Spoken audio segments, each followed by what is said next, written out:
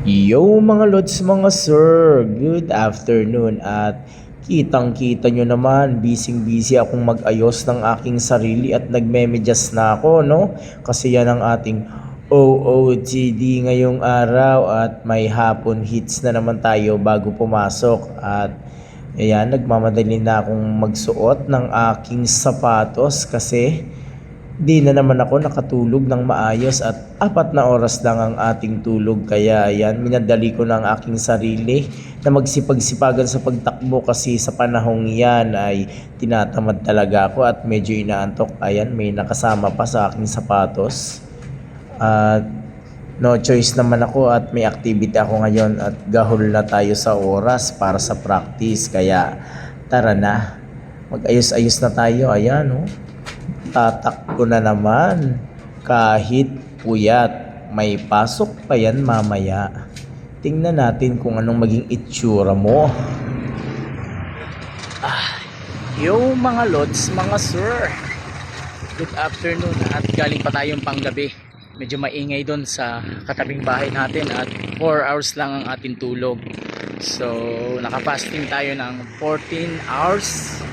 Tapos tatakbo ako ng mga 2 hours LSD lang mga lods, mga sir. Bahala na kung ilang kilometro patas na hasta makakatakbo tayo ng 2 hours ngayon.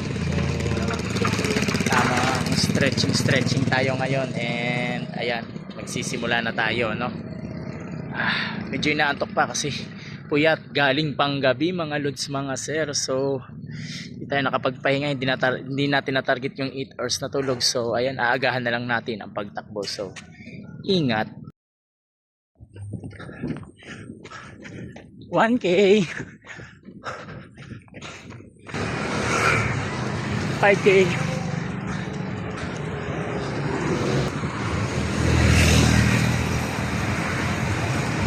10K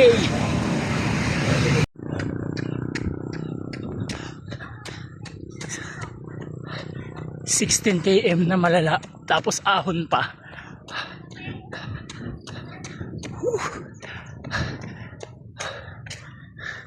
Sayang di tayo makapag 21 at may pasok pa. Malilate na tayo sa ating lakad.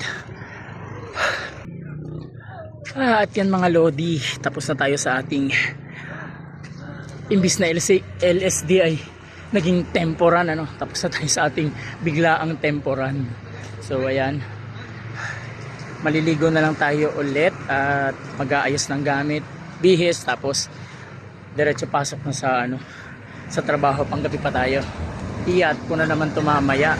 So ito yung mga ginagawa kong activity pag night shift ako kasi minamaximize ko na yung oras kasi malapit na yung event, lalo na pag yun may mga sinasalihan tayo. Kailangan din kasi natin ng practice mga lodi, lalot na ultra marathon ang sasalihan.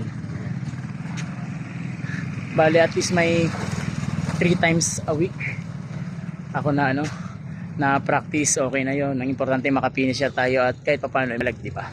So bibihis lang muna ako, mga lods, mga sir. At dun sa mga nagja-jogging pa dyan ngayong hapon hanggang gabi, ingat kayo at ingat din kami sa mga papasok sa trabaho.